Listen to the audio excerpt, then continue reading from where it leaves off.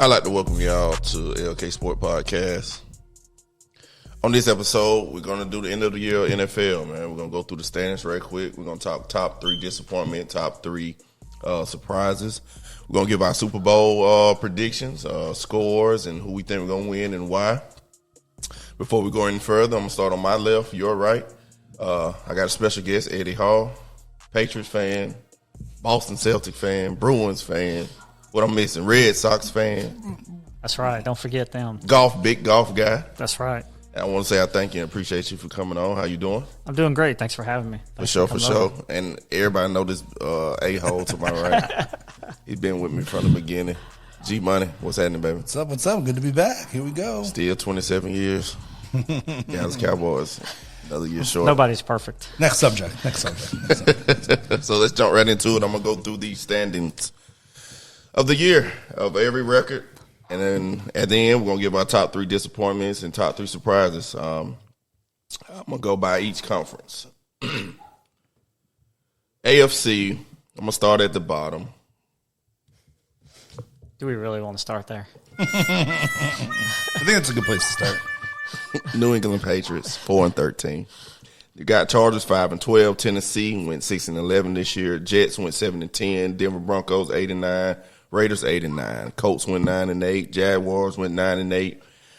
Cincinnati 9-8. Surprising. 10-7.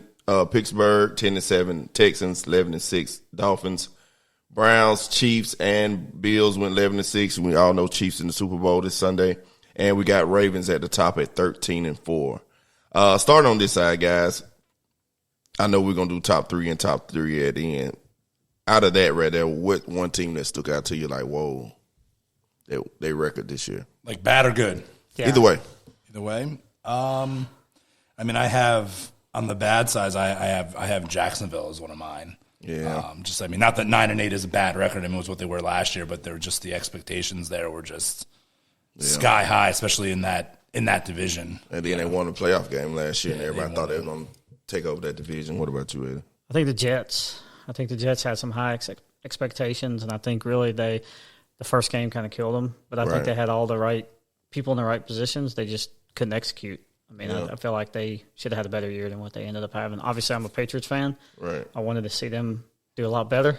I appreciate the number 3 pick, though. We never been here before, so I'm excited for that. We kind of saw that. The writing was on. I mean, I always think with Belichick, they're going to win a few more games. But I didn't like the bouncing back and forth between quarterbacks. I felt like they should have just stuck with one. Yeah, Mac Jones happy. Yep. For you, Eddie, I just know it's all such. Do you think either one of them are a quarterback next year? I think Mac Jones has a really good chance to win the quarterback position. I think that we're probably going to take one into the draft, and it's just going to become a battle. Bailey Zappe's I think a great backup quarterback. I'm not sure he's a starter. I kind of equate him to Tyler Heineke that came to Atlanta this year. Yeah. Can manage a team, can manage a game, could be there if someone gets hurt. But I think we need an elite quarterback. Also, if you don't know, Belichick moved on from the Patriots this year. We got Gerard Mayo. He won a championship there. He was a linebacker there for I can't remember how many years, but he's a staple there in New England. He's something new, a black quarterback in New England. I thought I'd never see it. I'm going to be honest with you. Head coach. I mean, sorry. So, quarterback either. Cam Newton came there. But, I'm excited. They got staffs up. They got getting that staff together now. And it's a new beginning in New England. We're going to see what's going on with them this coming year. In this short interview I watched, Mayo said we're going to draft the best players at the best positions, and we're going to see how that goes this year. You want to talk about my Patriots?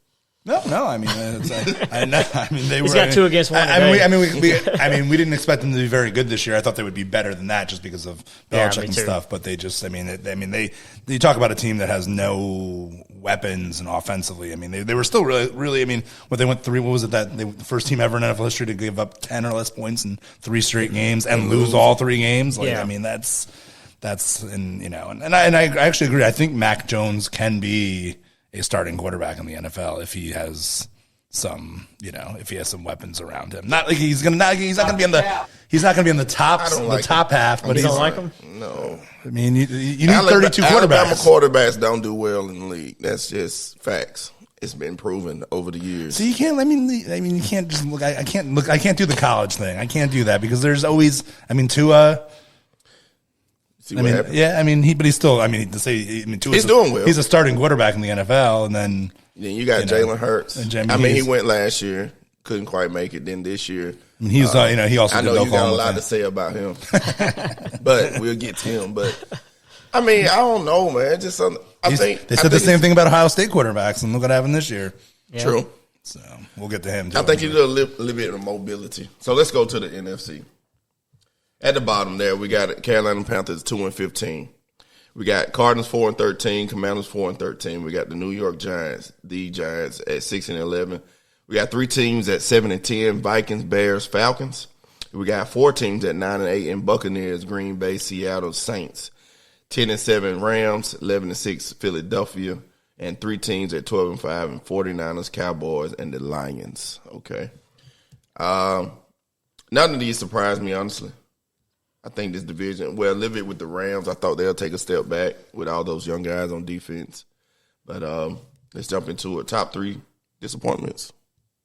Okay, well, we talked about in Jacksonville already. Another one that I had was the Panthers, actually. Because of more than just the 2-15 record, the fact that they weren't the worst team in the league last year. Remember, they weren't good, but they had the 9th pick. They traded up to get the first pick to get Bryce Young, fired their coach. Bryce Young looked like a bust. He looked like a bust. He looked like a bust. And then, you trade all that equity and stuff. And then for a guy that looked like, especially it looks that much worse when the number 2 pick, who's also a quarterback, looks that much better. Yeah, they went 10-7. If we talking C.J. Stroud, he went to the Texans, and then also you lose your number 1 pick this year and goes to the Bears. So which is the number 1 pick. It's like, and I mean that's rough. If you're a Carolina Panther fan, you're in a tough spot right now. It's like you traded all that away, and you got the worst record in the league, and they got who knows what Chicago going to do at number 1, trade it away or take Caleb, or it's so many things they can do with their number 1 right there, and that's a big pressure on Chicago Bears as well. Like, what are you going to really do? Because we all know these decisions can make or break your organization, and we'll see. Yeah, I'd have to agree that Carolina would be the big surprise. I thought they would do a little better this year than what they did. But my other surprise is Detroit. Yeah. I mean, you got to think, I know the coach there's, came in talking a lot of hype, hyped the city up. Detroit's, all about their football. They had the Eminem backing, you'd see all that, there at the end of the year. But at the beginning of the year when they beat the Chiefs at the first game of the season, it changed a lot of people's minds, but also changed mine a little bit. I was like, okay, well, are the Chiefs that bad? Or the Detroit Lions that good? What's going to happen? Right. And as the season, kind of progressed, you saw that the Detroit Lions are a real deal. I think seeing them, you're going to see them at the top. They may not win it every year, but I think you're going to see them at the top next 3 to 4 years. So I think it'll be really good to see what happens. Yeah, for me, one of my surprises or disappointments, I would have to go with. It'll be I like the Jaguars. I like the Panthers. It's just so many to me. I feel like they could have did better this year. I was really high on the Seattle Seahawks this year. They didn't do as well as I thought they would. I thought they had a team that I thought Geno can really manage that team, but he dealt with some injuries this year. I like the Kenneth Walker. I like it Zach as the backup running back. I like it the Jigba, Lockett, Metcalf. You say this team out loud, you like, oh, these guys can play. And then you look at their offensive line, was one of the worst in the league this year. They couldn't really get a pass rush this year. They were one of the worst rushing defenses this year. It just didn't play well. They did well with Witherspoon, the guy on the other side. I can't think right now. He was what was that cornerback on the other side of Witherspoon this year? He did very well last year. He didn't perform the way I wanted to. I just figured that team would make the playoffs this year and do very well. And yeah, they were on my honorable mention for sure. But I just wasn't. I wasn't. Geno took a step back too, like which some. Yeah, but I think he's right for that organization, though. I really think he's a good quarterback. Yeah, I don't think you go. Yeah. I don't think you necessarily move on from Geno Smith, especially at his price tag. But I think I'm not shocked he took a. I'm not that surprised he took a little bit of a step back. I thought last year was a little bit of a. That's like his that's his ceiling probably. But was their offensive line worse than Washington?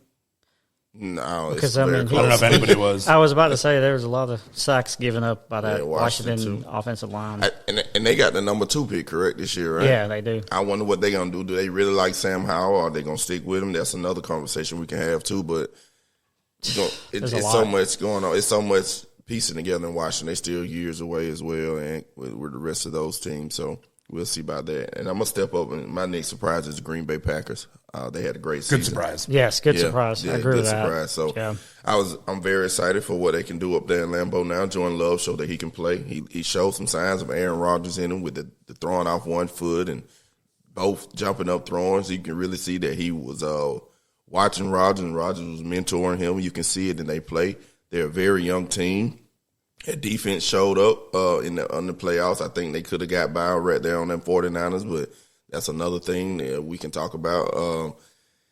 I like that team. That team is going to be there every year, have a chance to make the playoffs as long as Aaron Jones is healthy. And like I said, them young guys, Wick, Dobbs, Watson, missing Reed, like those guys are young, and they got some cap space this year. And they got to figure out what they're going to do with Jair Alexander. Are they going to franchise tag him or let him go? Because every team needs a good cornerback in this league to try to guard some of these outstanding wide receivers. But it's on my good surprise is the Green Bay Packers. But didn't I read somewhere, too, that even Rodgers was mentoring him even after he left? Like he was still working with Jordan Love a little bit in the head game. Because I think that's – see it. Yeah, I mean, the kid he blew everybody's mind. I mean, that's definitely Love City.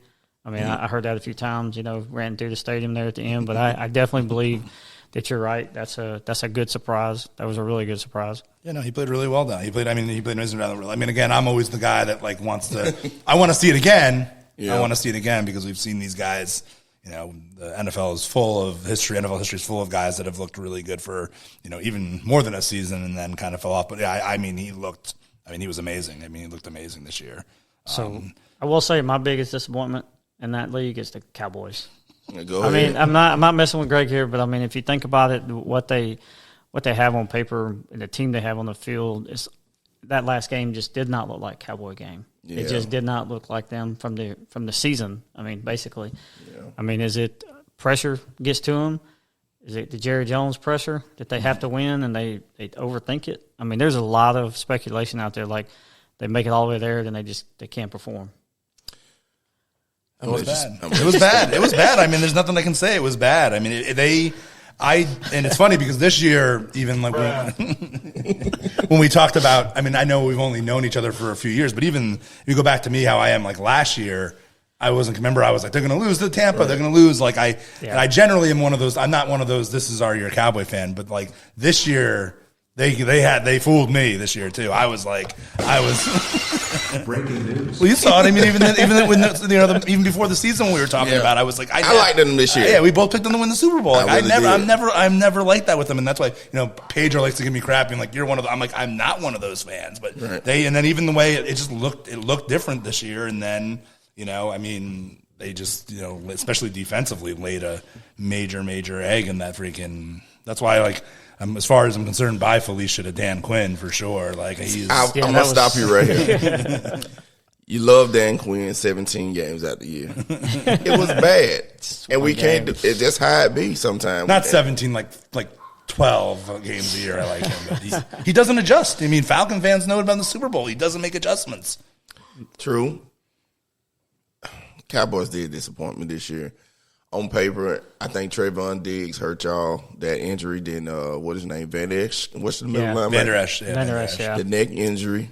And like I told you in the prior text, it was like they're too small. You got to think about the people. Y'all lost Pro Bowl caliber players on that defense. It's too small on the D line and the linebackers are too small. And then Mozzie didn't do what y'all wanted him to do in the run defense. And and you got a beast in Micah. And if you got nobody else Dexter Lawrence not getting pressure, you can chip him, block him with a tight end and line. You can put 2-3 players on him, and then Gilmore showed his age at the end of the year. Yeah, he called up with him. Yeah, most definitely, you could definitely see it. Yeah, and I told you that too. I like we were just talking about before the air with Jalen Carter. Like it's rough. You come from playing 11, 12 games to 17 games, then playoffs. It's 18, 19. If you make it to the Super Bowl, 20.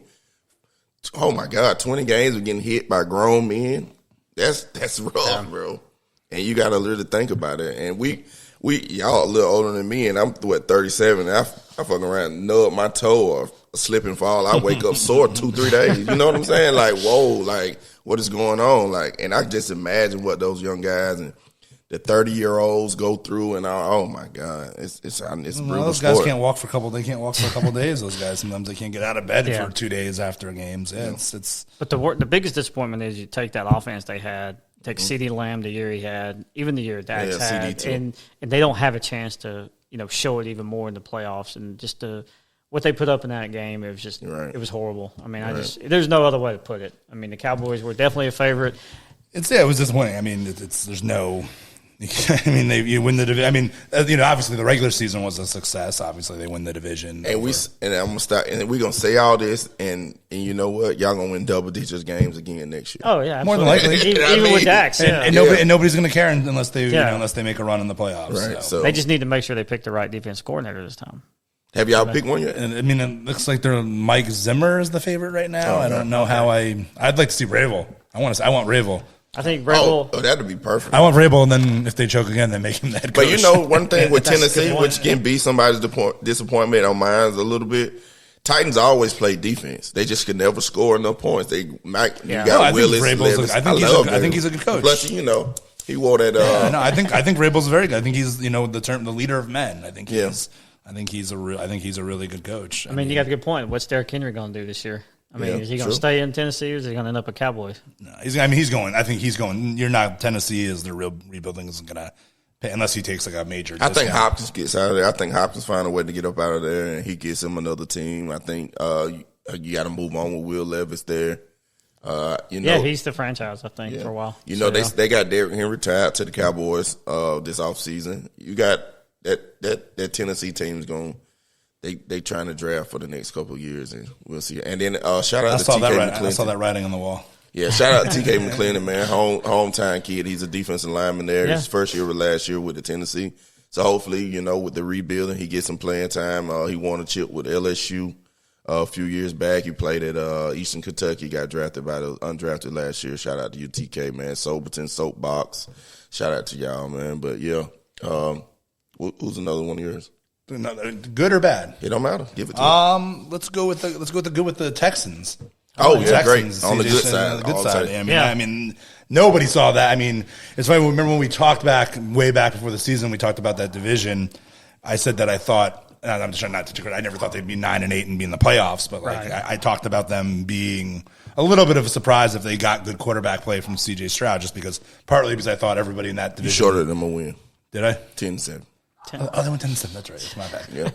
Definitely did not see that coming. Phones are about to ring. But I'd say, that didn't. I thought they could finish. I thought second place in that division was very up for grabs because I was very low on the Titans coming in. As much as like Vrabel, I just thought they were going to be. I just thought the talent wasn't there.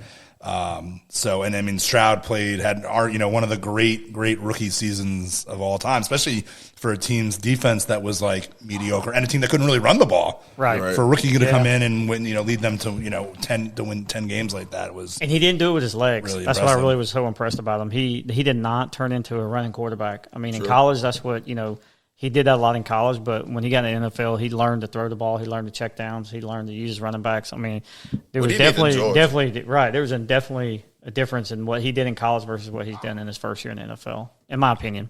I seen what he did against Georgia in that game, and I was like, whoa, C.J. Stroud is the real deal. I liked what he did. He stood in the pocket. He ran when he needed to, and exactly transferred to the NFL game. Run and get them. Just like the Mahomes, and those guys go get a first down when they need to go get a first down. Kind of like what Brock Purdy did this last game, which we'll get to. Stroud's not. He's not the Lamar. Let's do it. Yeah, he's not a Justin Fields. He's more of like a Justin, if we're talking about like that, he's even more of like a. You can go back to Warren Moon, Randall Cunningham, those guys. Well, Randall Cunningham was a great runner, though. Yeah, I was thinking more recently, but obviously not Winston. Winston was not a big scrambler. Even either. Michael Vick was a great runner when he was in the league. I mean, early on in the league. When he came back with the Eagles, he didn't run that much. He did good. But Stroud to me, he's not like he'll move around and get you first downs and run a little bit, but he's not a running quarterback. Yeah, he's throwing first, which is good. Yeah, it puts longevity on you. As RG3, and that running around can be rough, man. If you're not careful doing that stuff, like I said, these guys 240, 250 running at you, 4.4, 4.5 speed. It's not even the running part; it's the falling on you.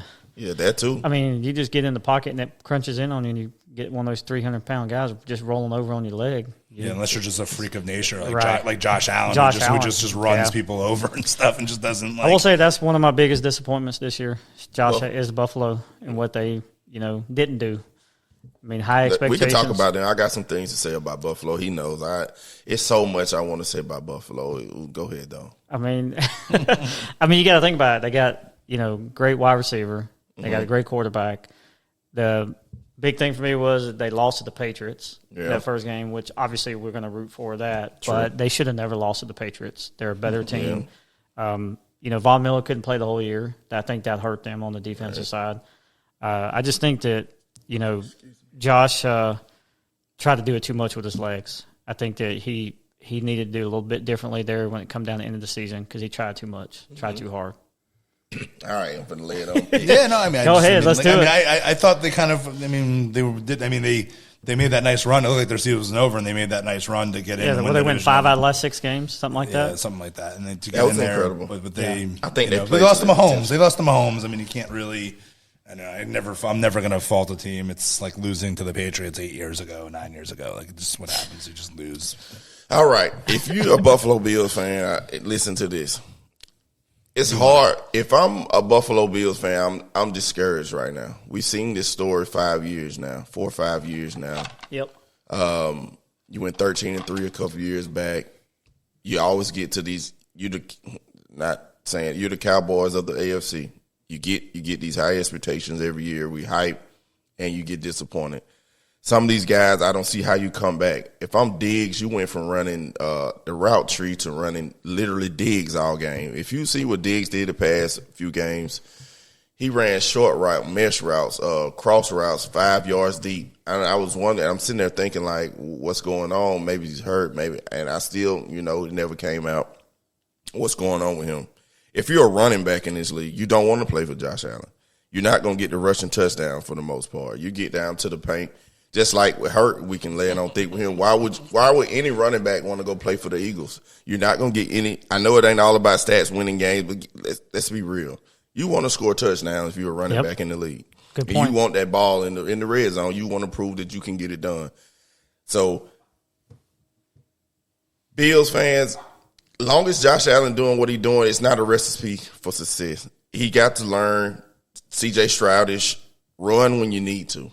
Throw when you got to, because the rate he's on right now, he maybe 2-3 more years. He's one big hit from a concussion, and then we all know the rules with concussions in the NFL now. It's a big thing, and it can go from, example, say divisional round, he gets hit hard, concussion.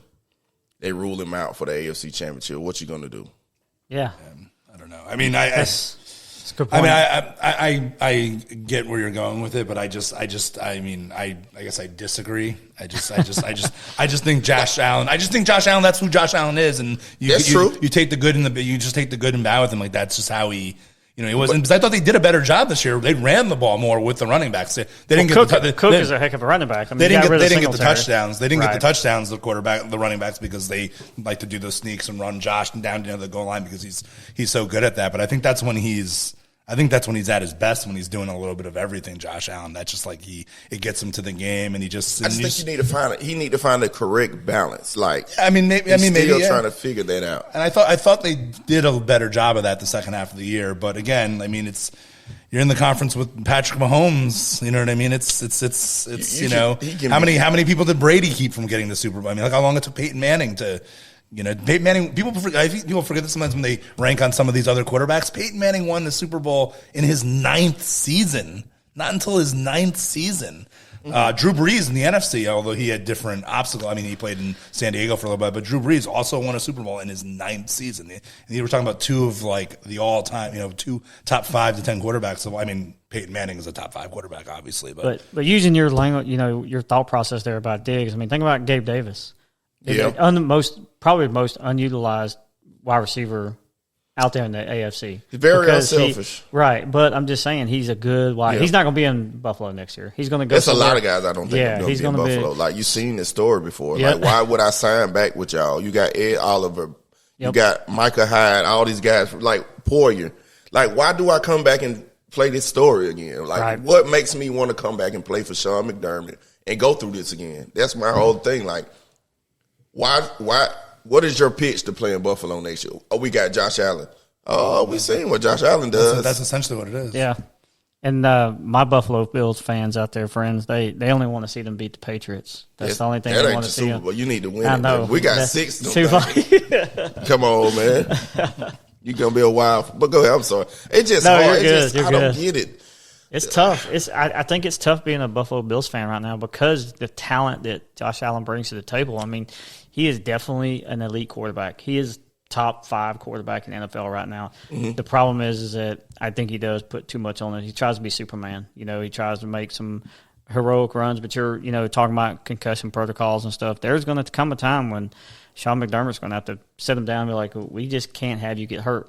Mm-hmm. And, to Greg's point, 9 years, Drew Brees, 9 years. What year is Josh in? He's in his 5th year? 6th year? 6th year, something 6th year, going into the 7th year. So, I mean, he's learning, but Cook's a hell of a running back, man. He's a hell of a running back, and if he can stay healthy and help them and show them that just handing them the ball, he can get 7 or 8 games at 100+ yards. I think he could really make a big difference. You got to stop fumbling the ball. If you notice this year, end of the game, they was getting the ball to Ty Johnson. It was Ty Johnson a lot. Yeah. Ty Johnson a lot and then for that last game of the year, and then gambling reasons, I had this over in carries. And like the fourth quarter, they was up. 4 minutes left. They had fucking Leonard Fournette in the game. Yeah. I was like, what is going on? From the practice squad. Brought him up from the practice squad so we could. And they ran it like 6 times with Leonard Fournette and Ty Johnson. I'm pissed. Yeah. There's something going on with Cook. Like, he's fumbling too much. It's just one of those things. It's just one of those things, too. Like, I don't think, people want to get, and you see on all the hot take media and things like that, people getting on, although for some reason they don't tend to get on Josh Allen as much as they do on some other players. But as long as Josh Allen isn't the reason why this team's not getting into the Super Bowl. Does he get one? I think Buffalo gets one. I think the odds are against them. Just it's hard to win a Super Bowl. It's really hard. Mm-hmm. You need to get the right breaks. A couple years ago there, he walked off the field with a lead with 13 seconds left. 13 seconds left, and they went down and KC went down and scored a touchdown in 13 seconds, and they lost in overtime. And he never got the ball. Does like bringing up the past for all those Buffalo Bills fans on this. Sorry, guys. I'm just saying though. I can't. He will be leaving here at 6. I'll tell you what time he heads out of here, so y'all can find his car. I just can't. I can't put it on. This whole neighborhood, Greg, is Buffalo Bills fans. Just so you know. I feel bad. I feel bad for the Bills fans. I feel bad for. I took 2 Super Bowls away from them. So but you got to think too. I also think the AFC is a stacked division. I think Burrow will be back next year. Burrow will be back. I think you got the Cincinnati. You got Rodgers. You got all these teams. You got Tua. You got Josh Allen. You got all of Texas. Yeah, and then quite honestly, and I hate saying this, Super Bowl in the AFC right now has got to go through Kansas City. That's where it goes through, and he's proven he can win on the road. I just think it's just the way it is right now in the AFC. Yeah, as long as it's turning into Belichick and Brady, it's like all over again. Like it's like I'm not going to pick against those guys until they lose. It's just I've learned my lesson in the past. And I like Mahomes too. I don't hate Mahomes the way I hated Brady and some of those guys. He's digging on us. I'm a New York guy. I can't root for I don't like the Boston teams. Even though I'm a Cowboys fan, I'm still a New York guy. How do you hate one of the greatest quarterbacks of all time if you're a football fan? He's out of the league now. You can appreciate him. You can. I appreciate Drew Brees. I hated him during the season. Yeah, because the couple times I rooted for the Patriots in the Super Bowl, they lost. Oh, against Eli, the 2 times, and the Eagles, and against the Eagles. Yeah, true. Yeah, we lost to all 3 of those. Who was our quarterback the Eagles had? Foles beat us. Foles beat you guys. Yeah. Oh man. Last but not least, one of my surprise disappointments is the LA Chargers. I had very high hopes for them this year. I'm talking about if you listen to the pre. You were really. I was high on them too, but you were even higher than I was. Yeah, I thought they had a chance to upset those, take that division from the Chiefs. I just think they had everything. Keelan Allen back, Mike Williams, Eckler. Eckler was a disappointment. He didn't make it the whole season. Yeah, I mean, just Gerald Everett, Herbert. I thought it was one of the years he can get over the hump. I thought that defense was finally healthy with Bosa and Khalil Mack to make one of those final runs in his 30s. I liked that Jackson, which we found out he didn't end up finish. That came from the Patriots, didn't even finish the season there. He's going through some mental things. Yep. I just feel like that team's Derwin James. I can keep going. Like that team, if you on paper, you just read that roster at the beginning of the year, it was like, yes, this is the year. And how important coaching is. And I think that's where a lot of it was missed. They went fucking 5-12. Yeah. And now they got Harbaugh there. Yeah. Yeah, I think we're going to see what they're going to do. Make a relative. I mean, you're going to see some difference. I mean, again, sometimes names are not what you think they are. But again, I think a lot of that was coaching. I think a lot of that's. Well, Brandon Staley, right? Yeah, and he's gone. Where he's there now? Did he get another job? No, but there was talks about the Cowboys interviewing him, but I was like, oh, come on. I mean, people. I mean, I guess he was. He was a decent defensive coordinator with the Rams, I guess. So, but, you didn't hear the Cowboys are interviewing Belichick this week? Yeah, I know. I wish. Please, he's a great defensive mind. I don't think Belichick will take that job. I think no, he's never going to. I was just kidding. By the way, yeah, no. Get his son. Belichick's son still out there. I'm pretty sure. He's still on staff. He's still Mayo kept him. But Mayo gave him a choice, and he's apparently right now. As of now, he's staying. As of right now, he's staying, and so was the other guy staying that was with Belichick. I can't remember. It was two of them. It was his son and one of the other coaching staff that was like, we're going to stay. But yeah. I mean, I would, of course. Belichick's never going to take a defensive coordinator job. You can't. Yeah. But do we really think that Harbaugh is going to make that big of a difference? I think he does it everywhere. He's done it everywhere he's ever been. I think if you get him a power running back, I think he'll draft his own guy, core him in the second round or something if he's still there. And I think Eckler's gone. I think Eckler's time's up. Maybe he goes back, maybe not. But I think you got Herbert, man. I think the talent is there for Herbert. I think Keenan Allen, he still got one more year left. Mike Williams, I think he got to find a way to get away from that contract, Khalil Mack contract. You got to get rid of some of this salary cap so he can actually build a team that you want. Every new coach want to build his team the way that he want. And I'm pretty sure he's got the quarterback. I'm pretty sure he love Herbert. He got a great start. Yeah, you got a great quarterback there. But I agree with you. They're going to have to do some fumbling around. They're going to run the football in charge of LA next year. Trust me. They're going to find a running back to run the football next year, and they're going to do some play action with Herbert. And they're going to try to get something out there. Pick that Quentin Johnson last year. He was very disappointing last year when everybody got hurt. I didn't see it. I didn't see it before the draft. TCU, and he was all lanky and running. I was like, what do y'all see in this guy? He got size. I mean, he reminded me of the Benjamin kid that got drafted by Buffalo from Florida State some years back. What his name was? Kelvin Benjamin. Yeah, he reminded me of that guy, and I was like, I don't see it. And maybe I liked Quentin too. I thought he looked like a pro receiver to me. But sometimes not every receiver just hits it right away. We've seen so many guys have success lately. I think that we forget sometimes it takes some guys a year or two to adapt. We'll see. He's gonna get a chance to do it next year. Like I said, they got to find some way to get Mike Williams. He stay hurt, and for the amount of money that you pay him. You got to move some of those contracts around. Like I said, I think Harbaugh can get it done, man. I'm not going to say they're going to go out here and win the division next year, but I think they can get a chance to go to 9-8, 10-7, maybe sneak in there next year, and we can see. Yeah, I mean, maybe not even next year, but I think they will be a lot better next year, but we'll see. Like I said, he is everywhere he's gone. I mean, he won at Stanford, which nobody ever thought anybody could win at Stanford. The 49ers were in terrible shape when he got there, and he coached them for 4 years, got to a Super Bowl and went to the NFC Championship game 3 times in 4 years. Like then this guy kneeled. And then he went to Michigan. They couldn't beat Ohio State for 10 years. And then he goes there and they get there and they get to the championship and do all that stuff. So it's who's older, John or Jim? I think Jim's the older brother. Yeah, he do. If you look, coaching's in their blood. Yeah, you seen the interview with their parents before the national championship. Their dad and their mother. His dad is a spark plug, man. Yeah. You got to watch it. I can't. He was just excited, and he was like competitiveness is in their blood. And this guy, he's 70, 80 years old. He's hyped, like, yeah, we're going to win it. I love my kids. It's amazing. Is that the one that he finally won his national championship he talked about? Because Jim was the only one that didn't have a national championship under his belt. It was amazing, man. And you can see it. They're very competitive. And you seeing your brother get it done with the Ravens, and which we can. With Flacco. Yeah, back in the day. And playoff Flacco. Flacco. And they saying Flacco might win comeback player of the year, and he played a total 6-7 games this year. no shot, but maybe. Yeah. I mean, yeah, I mean, There's too many other good candidates this year. I think you're gonna give it to DeMar Hamlin, I believe. But even like the they tried to Baker write this, Mayfields and we could talk about that with Buffalo. You try to write this amazing story with DeMar Hamlin getting this first down on a fake punt. I'm like, oh, okay. Anyway, I just don't. We go and we talking about Buffalo again, but anyway, Chargers. I think you're better next year, 5-12. Harbaugh's gonna come in, change the culture. I think he's a player's coach. He's gonna get it done. People gonna want to break through a wall from him, kind of like Dan Campbell and Lions. Yep. And you in LA, maybe we can get some of the fans in the stands for you. That's another thing the Chargers go through.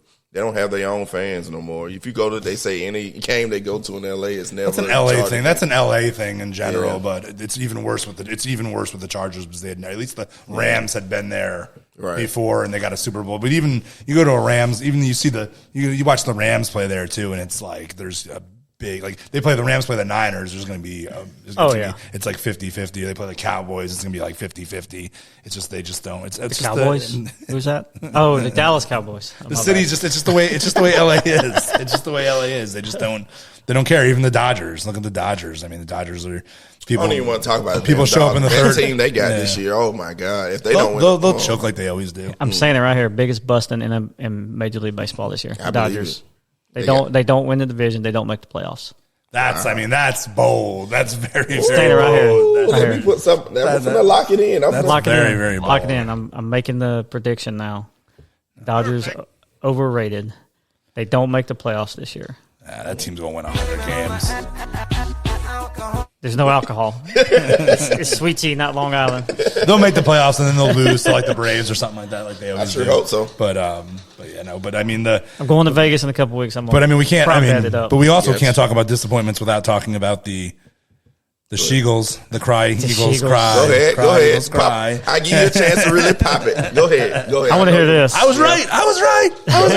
As much as I was wrong about it, I was right about that. I mean, obviously they overall had a decent season, but anytime you start 10-1, true, and I think they're the first team in the NFL history to start 10-1 and not win 12 games. Yeah, I think I saw that stat somewhere. I mean, it was all the things they talked about. The defense was they lost all those guys in defense. They drafted all those Georgia guys. They didn't work out. Jalen Carter looked good. Go down. Don't do that. Well, I mean, they were the University of Georgia of the Northeast. And they took a dip. Yeah. It was a huge part of it was the defense. Jalen Hurts certainly took a step back. We'll see if it was he just didn't. Said he was last season. It was like the perfect storm last year when you run the ball like that and you have all those weapons. It just works out perfectly. And he took a step back and the defense took a monster step back and it was bad. I expected them to beat kind of expected them to beat Tampa Bay in the playoffs. And then, it was just not even close. And with that thing, Tampa was also a nice surprise this year too. But yeah, the Eagles have to be a disappointment after getting to the Super Bowl last year and starting off the way they did, even though maybe it was a little bit of smoke and mirrors winning all those close games, but I enjoyed it. As a Cowboy fan, I enjoyed it. You definitely enjoyed the fall. I have to agree to you to a certain point. Start a season like that to end the season like that. I figured you at least get one against Tampa Bay, like you said. Well, they showed resiliency and they played well. Shout out to Baker Mayfield, those guys. For sure. And Coach Bowles, y'all came to play at the end of the year. Y'all won that division when everybody thought the Saints was going to take over that division with the Derek Carr signing. Yeah, it was everybody. People said maybe the Saints would win it. Maybe the Falcons would win it. Maybe even I remember talking about the Panthers maybe having a shot. That defense. Nobody was picking the Bucks. Yeah. And they went and won that division, won the playoff game. They got better after Brady left. Weird. But I think, and the Eagles. I think the Eagles got to just look at themselves in the mirror and come back next year. It's just one of those teams. I think they'll win double-digit games again next year. And figure out what you're going to do at the running back position. I know Swift was on a 1-year deal. He had 1 year left on that deal. And back to what I was saying before, I can see they drafting a young running back to come play, but it's just hard not just get a seasoned running back guy over there and not get no touchdowns. And they doing the tush push. One thing I hate about the Jalen Hurts thing is when God bless, I get to see my grandkids in years and years from now, and they gonna look at the stat book and see Jalen Hurts got them 100 rushing touchdown, and I'm be like, it's not what you think it is. Yeah. Tush push, baby. Yeah. it's not what you think it is. I think 13 of his 15 rushing touchdowns were tush push. Yeah, tush push. I hate that. Now that's the one thing I do fucking hate. Oh my god, with a passion. Like, you think it's going to be outlawed this year? You think? I mean, I don't they're think so. reviewing it. It used to be illegal. Yeah. I mean, I don't think you ban the whole. Like, I just think the pushing from the back, which you would think that they would still, even with that, with a guy like Hurts and the Kelsey at center, who maybe he retires, you would still think they. I mean, the Patriots, they did the normal sneak for years. Brady was unstoppable too. I've always, it's something's funny. I've always screamed to some of the people that know me longer, fans. I've always talked about because I played football and things like that, and like the quarterback sneak. I'm like, you have to get a yard on that every time you run it. Like, you just have to. And I used to drive me crazy. You hand off the ball, guy gets tackled in the backfield on 3rd and inches or 4th and inches. It's like, run the quarterback sneak. It should be almost unstoppable. Tampa Bay stopped it one time. They did. Yeah. They did. Big Vito Vea. But they had to yank his head off to do it. They stopped in the regular season too against them. They were the only team. Yeah, they were the only team stopping. They were the only team that stopped in the regular season. The regular season one. Yeah, they did. They lost the game, but they stopped it too. But it's. I mean, it's. But in the playoffs, they ripped his head off. I mean, it should have been a replay. Yeah. But yeah, I mean, I just think you can't. For years you weren't allowed to. Even like when the guys were running down the field and tried to push the pile, that was illegal 8 years ago. Yeah. So I think the NFL will call it. It will be a safety thing, and I think maybe they get rid of it. So yeah, the person who's getting hurt the worst is Jason Kelsey. I mean, it's kind of like a rugby play. It's kind of like a rugby play. It's not really a football play. I mean, if they don't, I'm not gonna. People are like, "Oh, you're a Cowboy fan. You want them to ban it." That has nothing to do with it. And if they don't ban it, they don't ban it. So it's just like, I'm not saying it has to be, but. Before we move on to the Super Bowl match, I'm going to ask y'all one question. How do y'all feel about the new rule they implemented this year where if you're not going out of bounds going forward, they don't stop the clock? You go out of bounds, not in between where it was like 4 minutes or the 2 minute mark. They don't stop the clock. It's down the stretch. Yeah. How you feel about that? I think it speeds up the game. True. I actually like it. I think football games were getting long there. I think when you have a 4 hour long football game, it's pretty long because everybody's trying to stop the clock and every time they go out of bounds. I think it helped the game. There's a couple situations this year where even in the playoffs where it hurt the teams, like the Detroit Lions. Right. I mean, you have to remember that rule, and I think that's something that the coaches need to do. But I liked it. I thought it went really well. Yeah, there's a lot of things I can say about the refs. A lot of bad things. They did very terrible. This is probably one of the worst years in the last 10 years of referees, and you can see it. And the problem is that we have video now, like all of it. Yeah, and that was one of the things I saw that they actually did right this year. Right. Yeah, I like that rule too. I was going to speak I mean, with the pitch clock. I'm like 50-50. I mean, I'm like I like it in some respects, and there's some things I think. But again, it's something nitpicky. It's putting more on the refs too of judging, especially when it's close too, and then again, and because especially just putting more spotlight on the officials, which I mean. Did the officials have a good year this year? And no, but I mean, I also think it's really a hard job. It's really hard to do, and with all the cameras, it just makes it worse because we see the replay, we see it slowed down and things like that. And it just makes it worse. And I think I think the biggest problem with that with the NFL is they want the white hats, and I think it has something to do with the officials and the union. They want them making the ultimate decisions.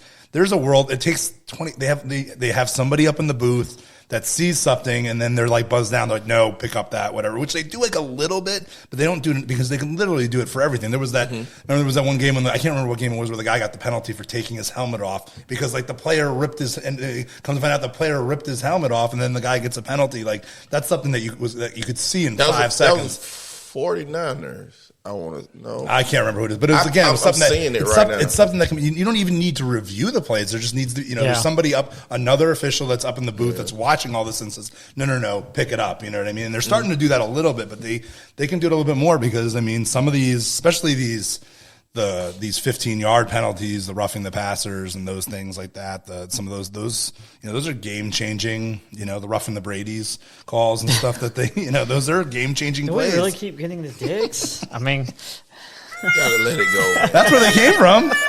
That's where they all came from. The Brady rule. The Brady rules. Roughing the Brady. Roughing the Brady. Rule, yeah. I mean, the Tuck rule was the rule at the time.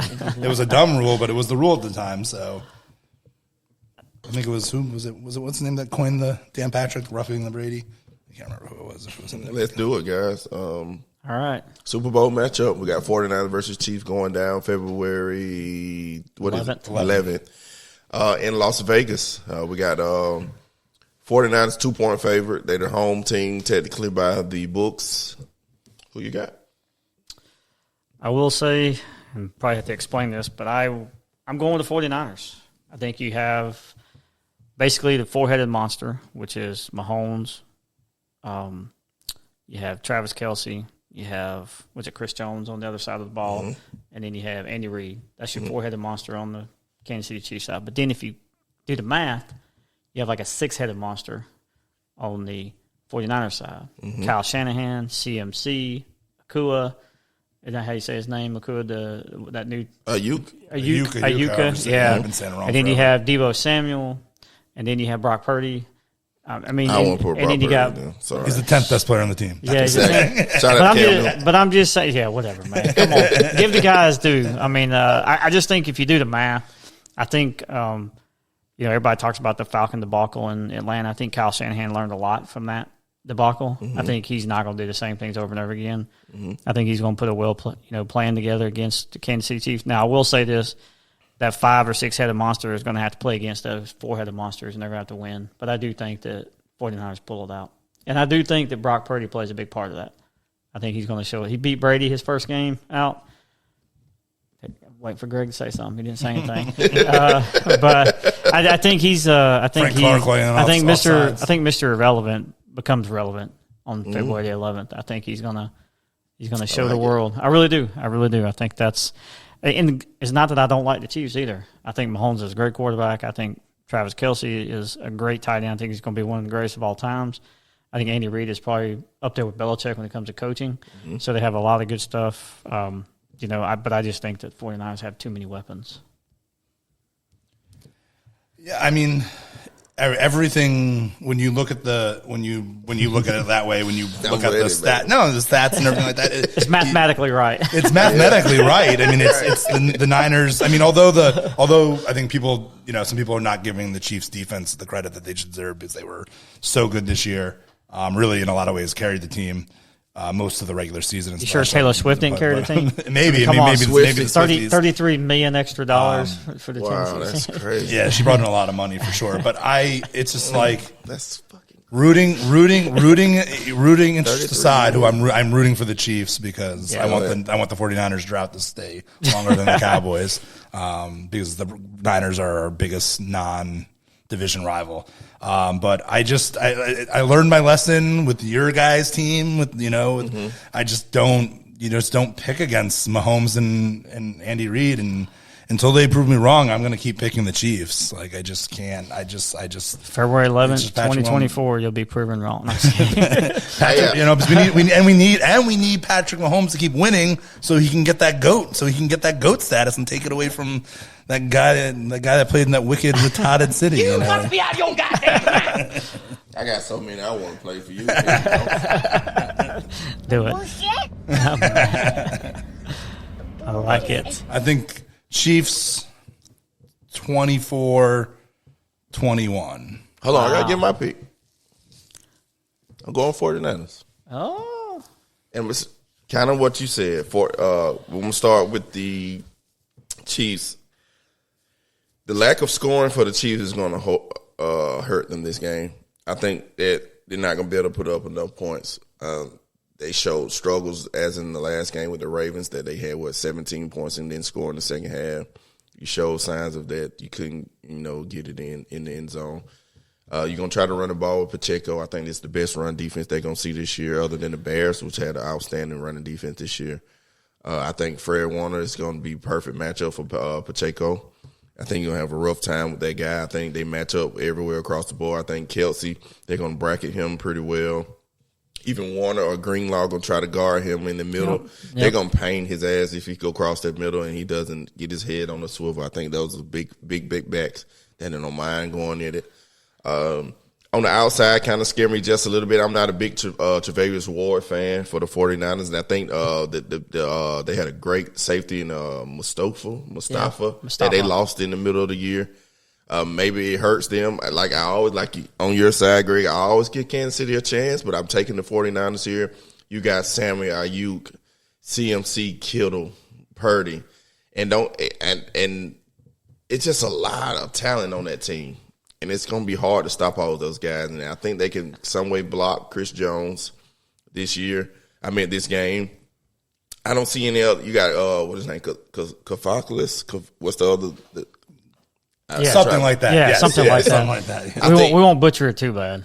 Yeah, and if you block those two guys, which I think they can do, you can chip with Kittle. And he's going to be the blocker. He's going to be the outlier. I think Kittle's going to be the one that's going to catch a lot of passes to that game. And I think they get it done. Like I said, they can block it, and plus Brock Purdy legs, Patrick Mahomes legs as well can get it done. But I think it's written in the work for them. They got by the Lions, and they got by and.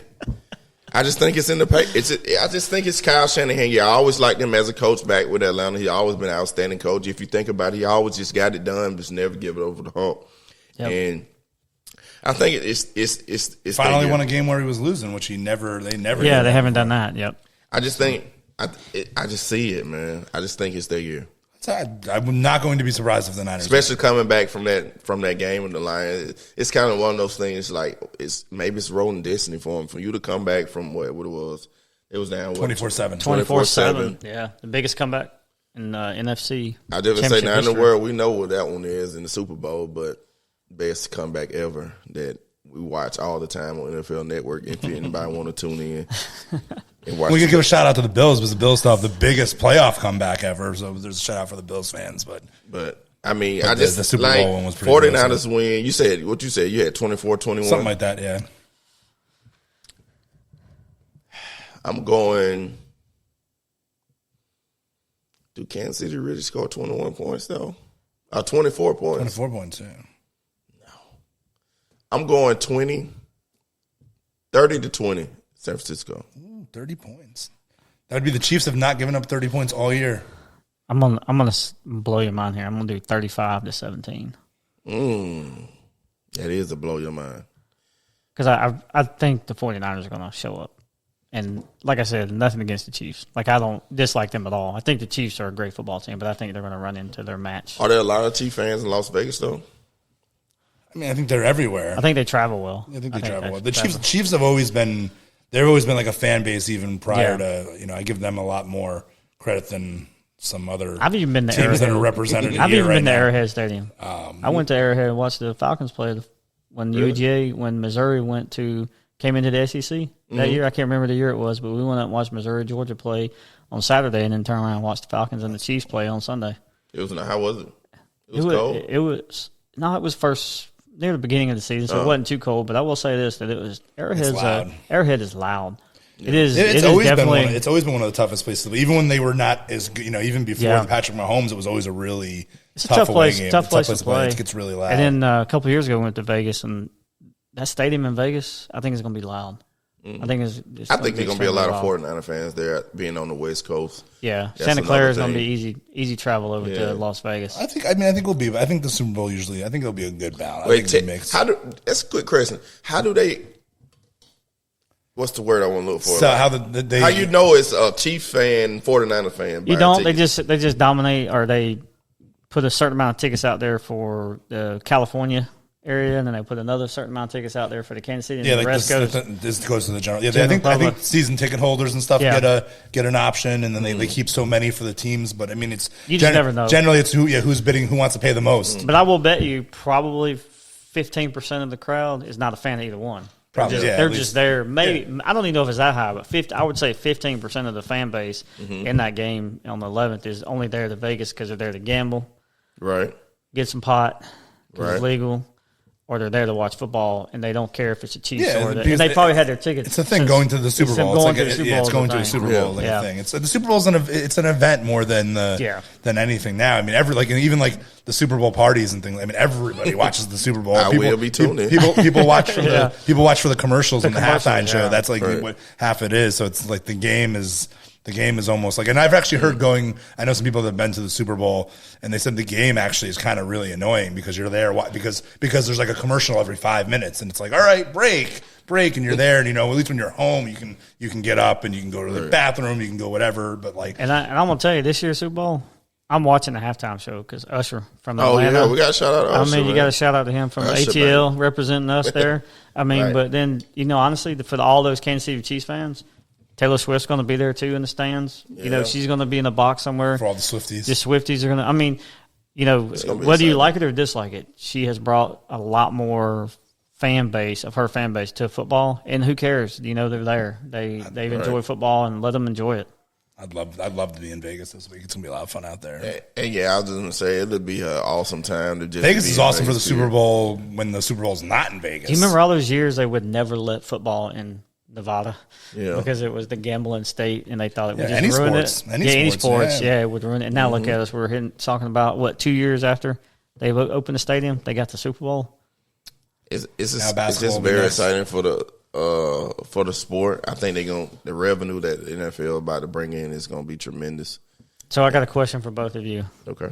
Did they do the right thing by putting the first playoff game on Peacock and not on regular cable? I mean, it doesn't. It is what it is. Did it affect the NFL brand? I didn't look at the numbers. They paid $1 billion for it. They paid $1 billion or something for it. But I do. I mean, I wonder how many.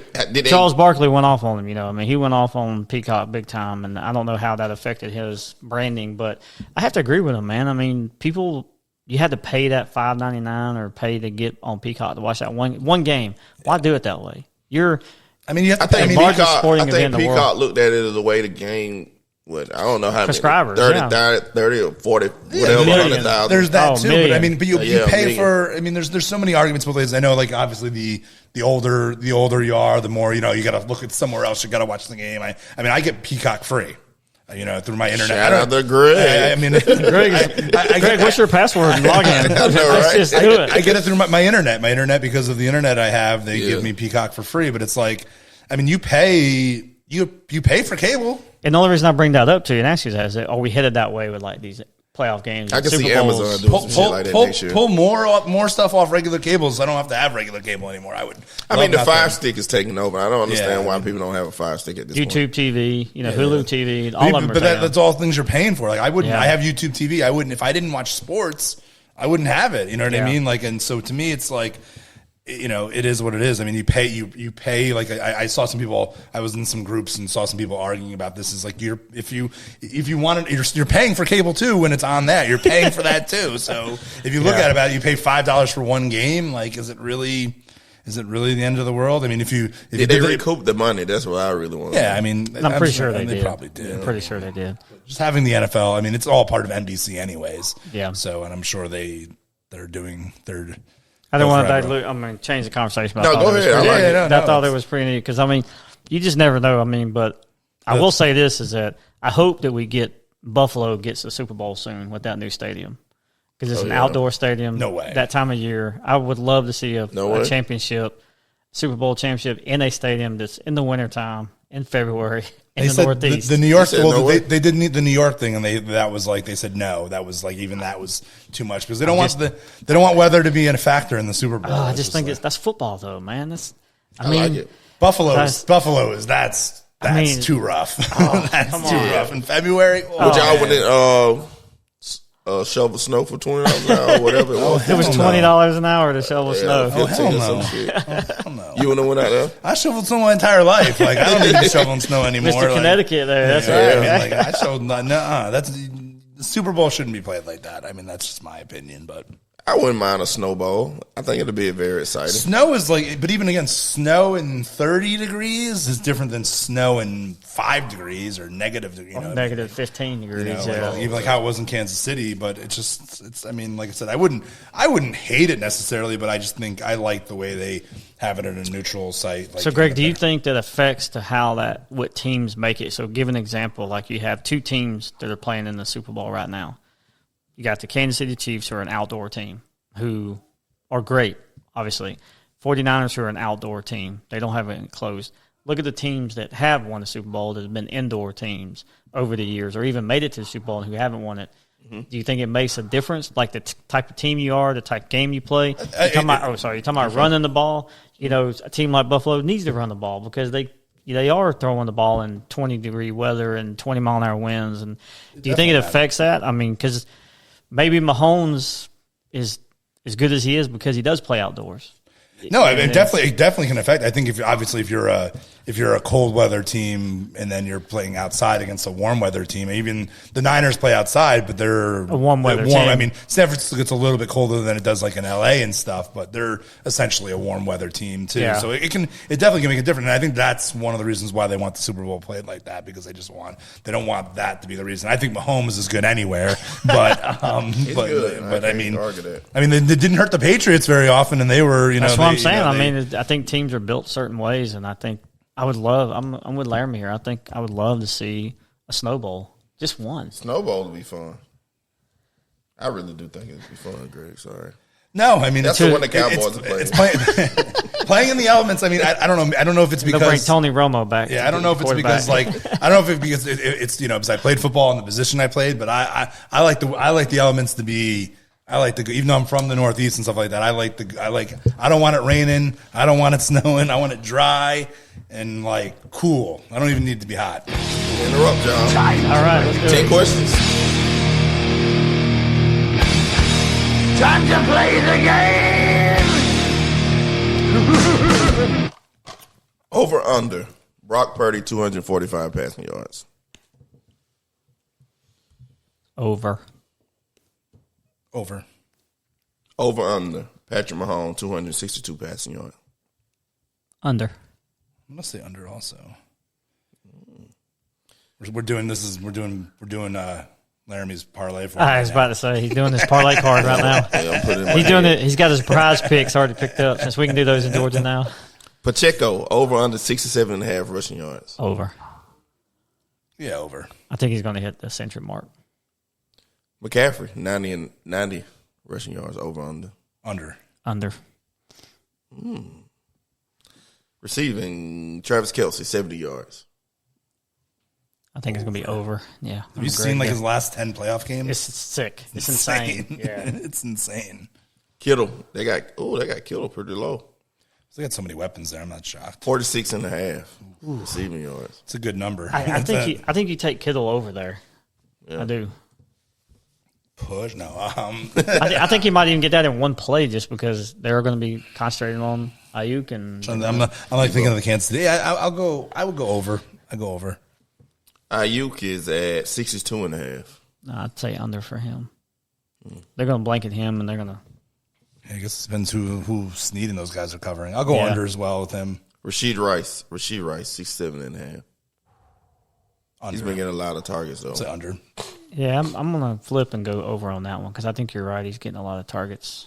Out of these guys, which one you think will have a better game? Scantling, Juwan Jennings, Justin Watson, Noah Gray. That's it really. It's like the outlier guys. I think Watson has a good game. Justin Watson. Gray scores a touchdown. Ooh. That's a proper. Locked in. Probably get some good bets. Probably get some real good odds on that one. Yeah. I like it. I like that one, Greg. I'm going to get you signed up. Passing touchdowns. Either one of them. Do any one of those quarterbacks throw three passing touchdowns this game? Yeah. I think Purdy does. No. Based on the score I had, I would say no. Got you. I think that's really the good ones. Pacheco scores 1. Mahomes throws 2. And Bucker hits the game-winning field goal. Hey, that's a great script. I can't root against Buckner, because he's a Georgia Tech guy, and the last time that Georgia Tech beat Georgia, we beat him by a field goal. Who kicked the field goal? Buckner kicked. Although, have you guys heard the thing going on about the whole thing with the last time the Niners lost the Super Bowl?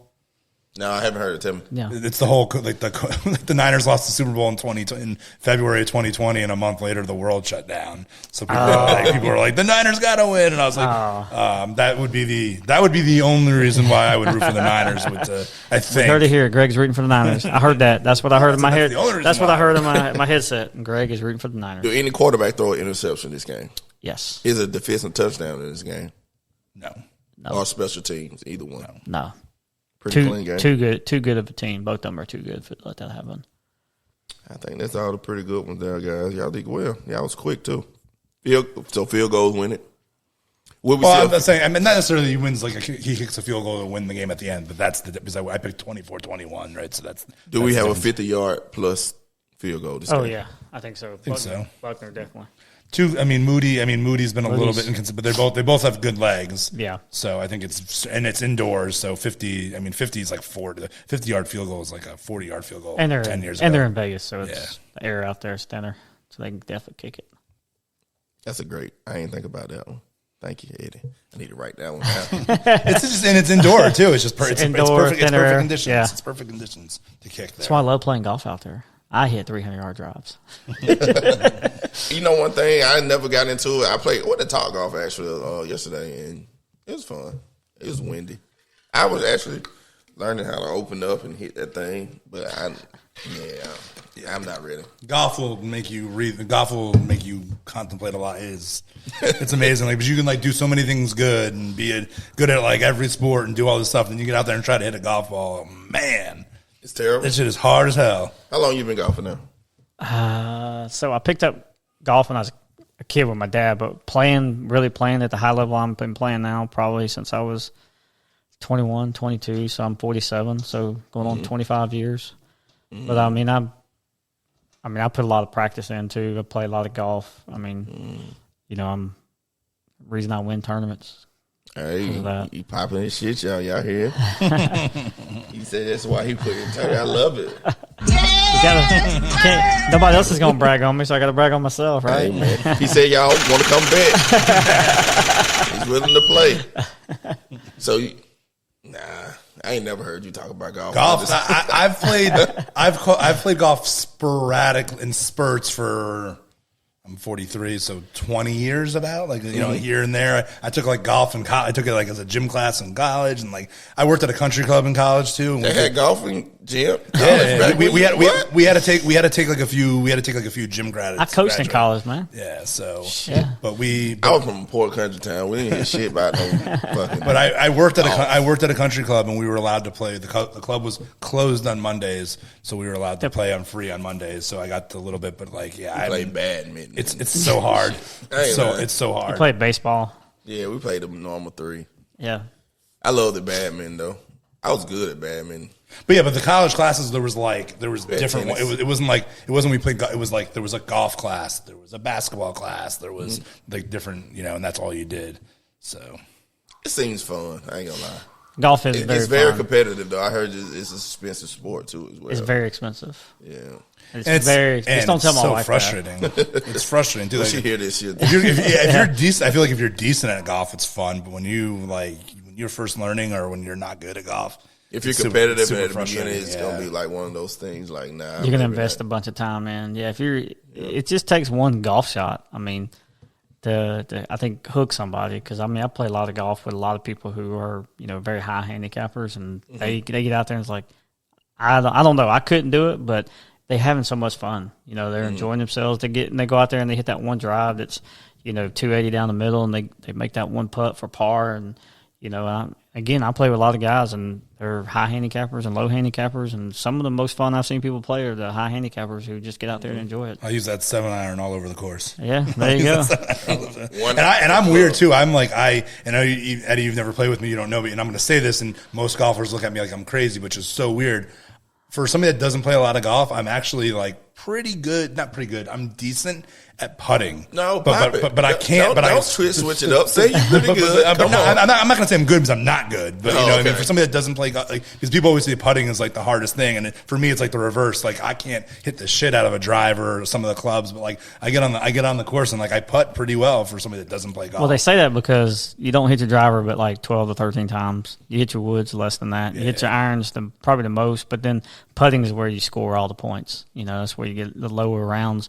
If you can make putts, you can keep your handicap low. I don't play every golf game. I understand the sport of the curl and going downhill, uphill, and all that stuff. I think I can do it if I put my mind to it. I really do. I'm just competitive though, so I feel like I can do it. I'm the same way, and that's when you get out there and you stink, and you're like, oh my god, it's I don't like doing things that I'm not good at. So I'm very competitive in golf. Yeah, so I figured. You're very competitive in poker as well. That is true. So, yeah, I can understand that. So that pretty much wraps it up, man. So we got two 49ers, one Chief. You got 24-21. We got 35-17. I went 30-20. I think it's going to be an outstanding game. Yep. I'll be tuned in. Where y'all watching? I'm going to be watching at a neighbor's.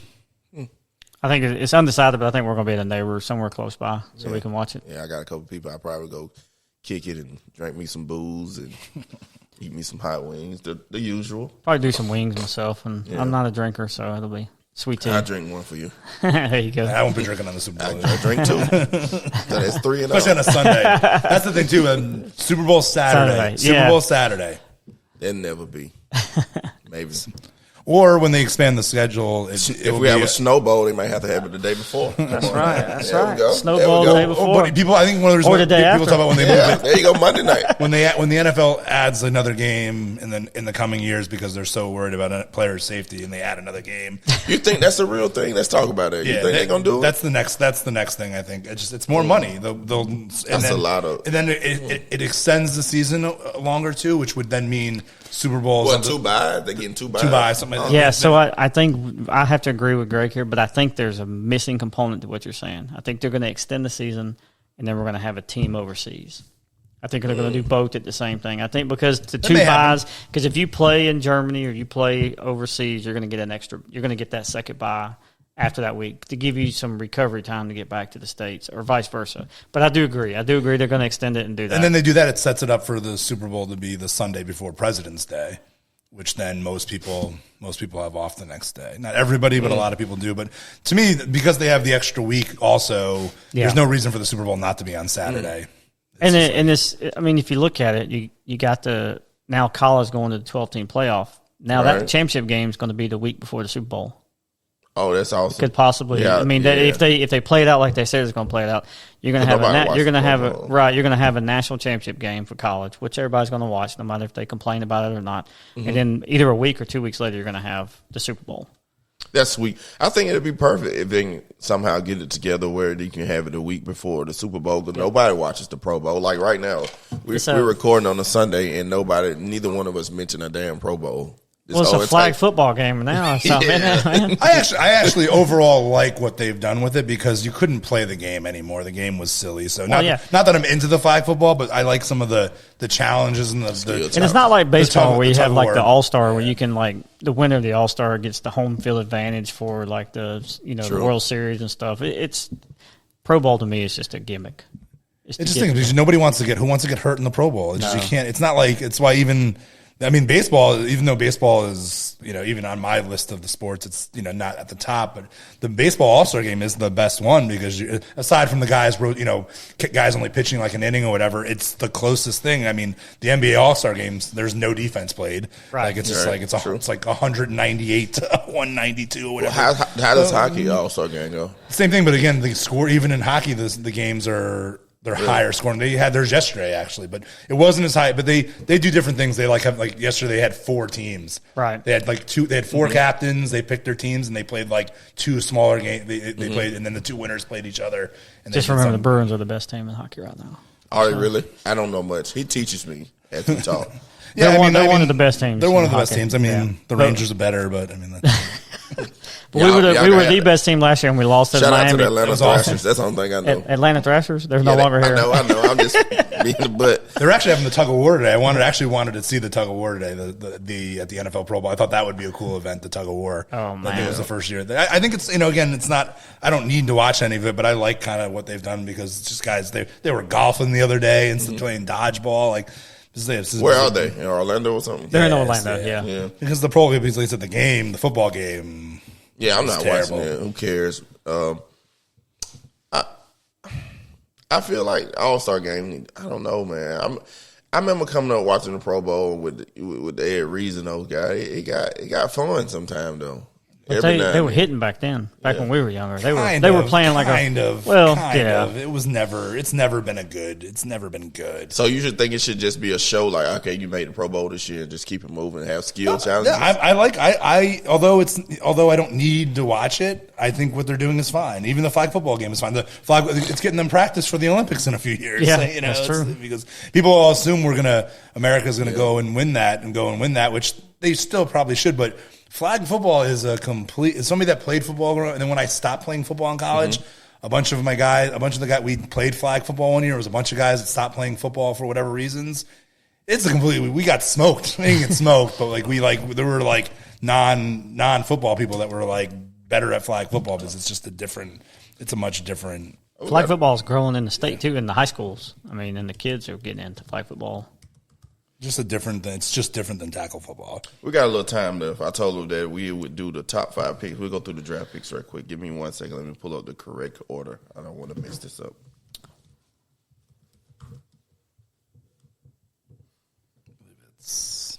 I think I know the top 5. But Go ahead. Give it to us. Chicago, Washington, New England, Arizona, San Diego. LA, San Diego. Chargers. We all know I'm San Diego. Yeah. If you're older and you plus 30, I will keep making that mistake probably till the end of time. And I'm gonna round them off all the way to say 15. Then you got Giants at 6, Tennessee 7, Atlanta 8, Chicago 9, Jets 10, Minnesota, Denver, Las Vegas, New Orleans, Indianapolis. Then you got Seattle, Jacksonville, Cincinnati, et cetera, et cetera, et cetera. All right. What do y'all think Chicago's going to do with the 1 pick? I think they're going to sell it. I think too. I think they're going to stick with Justin Fields. I think they went in, they balled in on him when they got him in the first place. I mean, I don't see no reason why they shouldn't. I mean, if they don't sell their number 1 pick, Marvin Harrison's going number 1. No doubt about it. I think they sell it. I think they move back. It depends what team that really want Caleb. I don't know if Washington want to move up 1 spot. They seen this story last year, what can possibly happen, and I think that's going to scare them from moving up. Arizona got Murray. They said they're going to stick with him. I don't think they got Herbert. Chargers. Do the Giants do it? I mean, you could see, out of those top 5 teams, only 2 of them really need a quarterback. Yeah, that's Washington and New England. I mean, Greg, what do you think? I agree, and I agree. I would probably keep Fields. I would probably keep Fields. I like what I saw from him last year. Yeah. I think they're going to use the pick. I think what happens is, and it makes some sense because I like Caleb. I think he's actually the only quarterback that I really like, that I know I like. He's the only one I know I like in this draft class. And you reset with the quarterback. It's hard to win in the NFL when you don't have a quarterback on a rookie deal. And if their evaluators have to look at him. If they think that Caleb is good, you can, because if they keep Fields, they got to pay him next year. And they got to pay him, you bring in Caleb and he's making $5-6 million for 3 or 4 years, and you can pay. Well, what do you do with Justin then? You trade him. To the Falcons. Oh, God. Hey, he's a local boy. Or somewhere, you know what I mean? Bring him home. And like I said, and I like Justin Fields. I thought he showed some big improvement last year. I just think that the idea of resetting the clock, resetting with the salary cap and things like that, because they have a ton of cap space too, so they can do a lot of things. But if they decide to keep Fields, I think they trade the pick too, because I think they can even trade back a couple spots and then get Marvin Harrison, because I think the first couple picks will probably all be quarterbacks. I think Washington goes quarterback, and I think New England goes quarterback also. I think Chicago trades it. Chicago had if you didn't know, they had the number 1 rushing defense this year. Yep. They had Jalen giving up so much passing yards. Yeah. and it was just, I think that team can be good.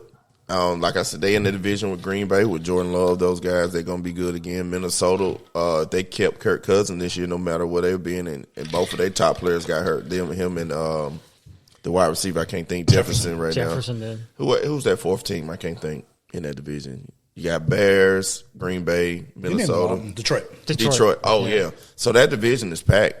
I mean, they all got quarterbacks. Yeah, they all got good quarterbacks. Yeah, we'll see what Minnesota end up doing. If Kirk Cousins we spoke about it before there, is he really going to take that discount, or do they want to reset too? So they pick him 11th. Maybe Jaden Daniels still there. See if May drops that far. We'll figure out what they want to do. I think New England's going to get Jaden Daniels. I really do. I really think that's who Mac Jones is going to. I mean, all the mocks have the 3 quarterbacks going 1, 2, 3. Yeah. May at 2 and Jaden at 3. That's the But again, you never know. Teams are going to trade. I mean, yes, maybe Washington likes Howell. Maybe the Bears decide to keep. I love the guys I love in this draft are my two favorite guys are. I love Marvin Harrison Jr. and Brock. Yeah, and Brock. I love those. I think Marvin Harrison's going to end up in Arizona. I think you put him on the outside with Murray. I mean, God, man, Marvin Harrison's going to be a beast. You said where at now? Arizona. Oh yeah. I mean, I've yet to see a mock draft that doesn't have him in the 4th spot. Oh yeah. I mean, unless somebody moves up and So it'll be Murray, Harrison, McBride. What's the other kid name? Hollywood Brown. If he's still under contract, I don't know. I mean, it's funny because I thought Murray going into this season, I thought Murray was. He played well down there. He did. I thought he was done. Connor really surprised us. I told everybody to draft James Conner. He always scored touchdowns, and he played well. We're gonna see what he got left in the tank next year as well. I don't know. I just don't love Murray, but. You could do a lot worse than I just think I think he's a surprise every year. If he stays healthy, he's going to be he's a winner. I think he was good. I think he was good at the end because every single year of his career he had faded at the end. But this year he didn't play the first 7-8 games, so he was still good to go at the end of the season. Literally every season of his career he's faded at the end. So who do you think the Chargers take? I think they should take Brock. That's the guy I would love to see them take. But I mean. They love Parham. They love, Jared Everett. I don't know if he's still on contract. I didn't go that deep, but I love Brock too. Brock would be perfect, especially with Harbaugh. Yeah, I think Harbaugh has seen him for the last couple of years. And plus, Brock blocks. He blocks as well. He's in that Gronk, Kelsey, Kittle class. I like Laporta. Laporta did well this year in Detroit. I think he's a blocker too. So I think it's Brock, Neighbors, or Ozuna. I like Malik Neighbors from LSU. He's a big guy. Or Odunze. Yeah, I think they go one of those skill position guys. I think Giants take Malik Neighbors. They need a wide receiver there ASAP. Big time. It's no way though. But Neighbors is a great start. I mean, you've been dealing with Slayton Shepard. I like Wan'Dale Robinson there. But do the Giants also think about taking a quarterback also too? I know you hate Daniel Jones. I don't hate him. I just don't think he's good. I think you got a couple of good options there. You got even Bo Nix, who's available. Yeah. He should be available. They say he played well in the Senior Bowl, but I think he moved his. He's already 30. So yeah. I mean, yeah, he's almost. He's your age. Yeah, right. So he's going to be already seasoned. So.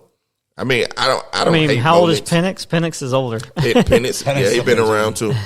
I like Penix a lot, but his frame, his injury history is. He did well this year, though. He did. He was really good. I mean, said if he didn't have that injury history, just like I think I would probably like him after Caleb. I might like him as this. I might like him number 2 in this draft class. Jaden Daniels scares me because of his frame. He liked to run a lot. He took some punishment in the SEC this year. I mean, if you're talking frame only, Bo Nix has the best frame for a quarterback coming out in this draft, other than Caleb Williams. None of these guys really. I don't trust any of these guys as throwers, other than Caleb. Really, that's the big thing with a lot of even. Drake Caleb can change. I think Caleb's going to have this kind of the season. I think he's going to have some turnovers, which we've seen from him this year at USC. But I think he can get it done. I think he's the next one. I think he can really have a good year. And I just whoever drafts him, I think you can't go wrong. You're gonna be in the right direction. Well, that's why I think the other thing that people think he's really the next guy. Like how do how do the Bears not take him? Speaking of guys, Trevor Lawrence, is he a bust yet to y'all or no? Oh, he's been a bust to me since day one. I'm not a Trevor Lawrence fan. Because I was big on Trevor Lawrence coming out. Like, oh, yeah, Trevor Lawrence, sunshine, coming out of Clemson. Yeah, I mean, I think I can't call him a bust because he hasn't been that bad, but I expected him, he was one of my, guys for, MVP this year, offensive player of the year type guy, and he just, yeah, it was very, very disappointing how he's played this year, especially. So far it's been a little because he hasn't been bad enough to call him a bust, but he hasn't necessarily been number one pick good. I guess. Yeah, I've been having that conversation with Cope here. I was like, I don't know, man. The way Trevor Lawrence came out and kind of hype that he got when he came out it's hard to call a guy a bust that goes 9-8 and wins a playoff game last year. Some guys never do that. With a franchise like Jacksonville. Well, I think the bust is a loaded terminology, though. I think what's the expectation where he should be at right now? That team should be better. It was one of your disappointments. This year they definitely should have been better. They should have been a lot better. They played better. They should have been a lot better. Their record should have been a lot better. I think quarterback play has to take the leader. They have to take it with the good and the bad. And I think, like I said, bust is a loaded word. I'm just not a fan of Trevor Lawrence. I don't think he's that good. Yeah. You call him Sunshine. It's funny. Sunshine. Remember the Titans. I want to go watch it now. It's a great movie. Yeah. Best football movie. You think so? Mm-hmm. I know so. You don't like Rudy and fuck Notre Dame, first of all. But Dang. but no, Rudy is also a good. Friday Night Lights. Friday Night Lights was good. The TV show. The I TV never show was watched good. it. TV I show. didn't watch it. TV show was good. What it came on? What is on? NBC. And That is like it's on like- Paramount. You can watch it. It's on one of the Paramount. all-time great TV shows. Yeah. Really? It was only on for like 5 seasons. Yeah, too, six. but They it's- did, yeah, six. I've watched it all the way through a few times. It gives. There are people in like if you go to like film school and things like that, which I didn't. Even though I work in the industry, I did not go to film school. But people talk about Friday Night Lights being like the perfect show.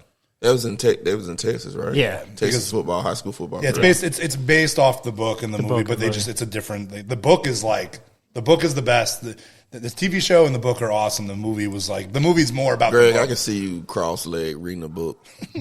I read Friday Night Lights in high school. I read it when I was in high school. But the show is amazing. It's funny. It makes you laugh, you cry. The book? No, the movie. I just didn't say you cried. No, I'm saying the show. I'm sorry, the show. The show. yeah. The show. It has like everything. It has everything. It's funny. And the funny thing is, the sad. show, It's the like, rendition behind the show, I think a lot of that stuff is real. Like they try to, the community tries to run the football team a lot. I mean, that is a lot of how it is there. That's Yeah. like really how it is in Texas. I be bored at work at night. I'm finna start tonight. You will start watching that show, and it'll be hard yeah. not to. It'll be They hard hour episodes, 30-minute episodes. They're Probably 45 minutes They're to an hour.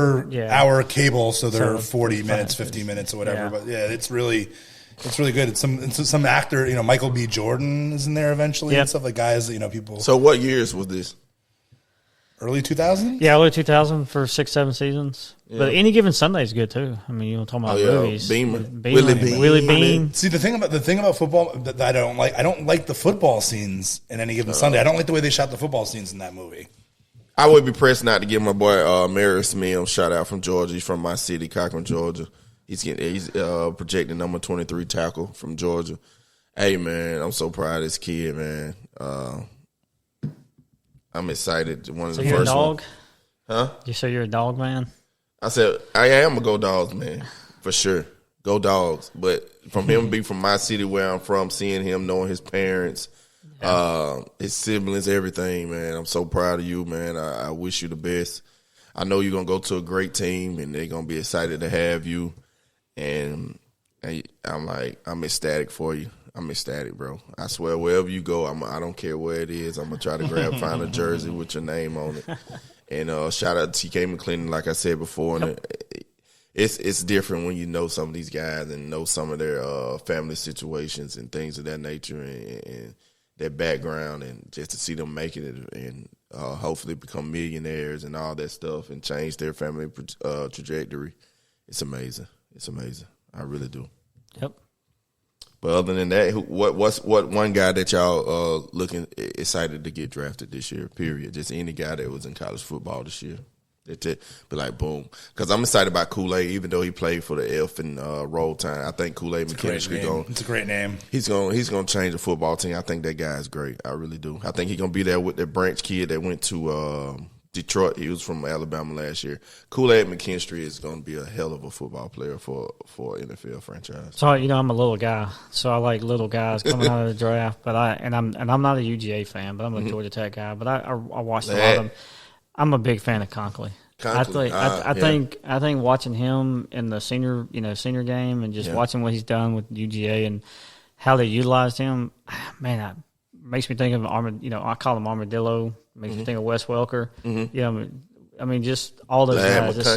Those he did well slot receivers. Yeah, those slot receivers I think are going to become more and more important. Someone like Josh Allen needs one like that. I think that's going to be my biggest surprise. I want to see where he goes. All them years that Josh Allen were there, did had Cole Beasley there to help him. Yep. He was his dump off guy, and the little. Who was the one that came in after Cole Beasley that was like from UGA? He came from Georgia. Was it? It wasn't Hartman, was it? No, the other kid. Oh my God. Who was that? That came in after they got rid of Beasley. Oh my God. For the Bills? Yeah, he played for UGA. I want to say it was UGA. I can look it up right quick, but he was a small receiver, somebody quick slot receiver that made a big difference. It might have been like 2 years ago when he made his impact. Because I remember I played against him a couple times in fantasy football.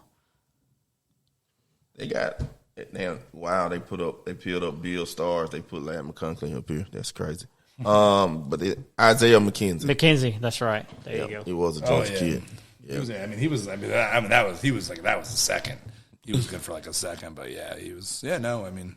What about you, Greg? Got anybody that you're looking forward to? I haven't dived in enough to talk about any sleepers or anything like that, but I don't. I mean, anybody the Cowboys take? Who are they projected to take? Honestly, I've seen every mock draft has had like a different guy there. I mean, like I said, I think they need a lot. It depends what they're going to do with the free agents, but I think they need a lot. They need some size at linebacker. They need some size on that defensive line. So they tend to go best available, the Cowboys. They don't really tend to draft for need. So they'll go best available. I think they got to start rethinking the O-line, and then defensive tackle and linebacker are probably, because, you know, those guys are Smith and all those guys are getting up there in age. And he can't. I mean, he's still one of the best. I mean, he's a Hall of Famer, but like he's Tyron. Yeah, he is a Hall of Famer. He said he's a Hall of Famer. I thought you said it wasn't. No. He's a Hall of Famer, but like he hasn't played a full season in years. Yeah. So you have to really start thinking about maybe, you know, because the game, like I said, game's one up front. So, but I mean, again, he's not I think Brock. I think any team that passes on Brock is going to regret not taking Brock. He's outstanding. Yeah. So, yeah. He's outstanding. Anybody else? That's it. We can wrap That's it up. All right, well, let me get us up out of here. Let me get my theme music. But before we leave any podcast, you already know G-Money knows this. Any podcast from my CST podcast, which you can check out on my LK Pods channel as well on YouTube. We in on positivity. We always get the lead of people with something positive to say. You can never give up. Trust your dreams. You can tell somebody about something you've been through in life that got you ahead. But this is the time for that. Who wants to start us off? I know Greg, he's a little more shy on these. He say like 5 words, but I appreciate those 5 words sometimes. What you want to give them? oh man, I don't want to. Go ahead. If you want me to, I'll just go ahead. start. Don't ever give up on your dreams. Hey, big I time. think that's the most important thing is if you have a dream, stick with it, work hard for it. Even if you don't reach it, continue to try to reach it every day. Facts. it's a good one. It's a good one. I should start. Ditto. I gotta start. Ditto. Yeah. I gotta start like having something like pre-written for these. But I got an idea for you. Without saying so much, I know you personally, and I know you've been going through some things. Tell some people about that perseverance. Yeah, I mean, preserve. I mean, keep your head up, keep going. You know what I mean? Yeah. Like you got to, you know, spend. You know, some years are better than other years, and True. You know what I mean. You just got to keep that head up and keep moving. Hopefully, things should work out. If you keep a good attitude, keep working, things should work out for you. This is a personal message for anybody and myself. Keep going. I know I took a break from this. Life happens sometimes. Being a husband and a father, a sibling, still blessed to have my parents here, being a son. It gets rough sometimes, and you lose yourself in other things and other people because me personally, I'm a people person, especially family is number one to me. And I always want to pour back into them and give myself to them, and I don't leave enough for myself and give myself personal time from working. And then when I try to get a little rest, and then I tend to I'm blessed to have a 1-year-old, so that's a whole nother problem right there. That little kid there, oh my God, he's so amazing, but it takes so much to raise a baby. But get back to being yourself again. Anybody that lost yourself with friends and family, and you feel like you didn't leave enough for yourself, be yourself again. Come back out here 2024. Take that trip, invest that money, get that LLC that you want. Call that person that you miss in life. I've been that person before that maybe, I wouldn't say you burnt the bridge with one of your friends and y'all got in an argument and then talk for months or whatever, years. Call that friend, talk to him. Hey man, life is short. So much crap happening in this world. And we're blessed to, to have a roof over our head and carry on and do the things that we do every day. Bless somebody around you. And I get long-winded about these things because it means so much to me, family and friends and caring for each other. Just do it. 2024, we're living again. We're going to We're gonna try to get out. We're gonna get out of debt. We're gonna work towards a goal. We're gonna get on that cruise ship. We're gonna get on that plane. We're gonna leave the country. We're going to Vegas. We're gonna win that big poker tournament this year. We're gonna do it all this year. So I know it's been a while. This is my first sport podcast of the year, isn't it? Yeah. So you know, I'm glad I could be a part of it. Yeah, man, and then that's my second part. I appreciate you having us in your home here. Yes. Beautiful, beautiful home, man. We get to meet the dogs and the family. And it's always wonderful to meet certain people because you never know. You might have to ask this person, and this is all love for me. And I'm very overwhelmed with emotion. I thank y'all for joining me on this one. I forgot what number I'm on. It's 60 or something like that, somewhere around there, probably. And well, we welcome you and thanks again. Thanks man. Shout out. You always love a great Patriot fan. You know, we could never. I never met a bad one yet. Really? I know I know a couple decent Cowboys fans. Shout out to Rodon. Who else is in that group? Good old E. I can't think. She's gonna hate me if she sees this and I don't call her name. Taj. Taj. Yes. Oh my gosh, man. God. Shout out to Pedro. He's a Colts fan. Taj, that was not me. That was Laramie. I remembered you. You did. Shout out to Dro Colts. Colts had a great year this year. I forgot to shout them out. They were on my list of surprises. Yeah, they had a great year. We're gonna see what Richardson give those boys next year and see what they do. But thank you for joining us on the LK Sport Podcast. Check out my Chill Sip and Talk podcast. If you're not listening, we on Apple Music, Spotify. I just got on Amazon's podcasting as well. I'm gonna get that link out there as well. If you're listening, get on LK Pods on YouTube. You can see these pretty faces. And I thank y'all again. I really appreciate it. Like, subscribe, tell a friend. Anything else? Subscribe. Yeah, it is. Subscribe. Thank y'all, and I welcome y'all. And I'm very grateful you listen to the LK Sport Podcast.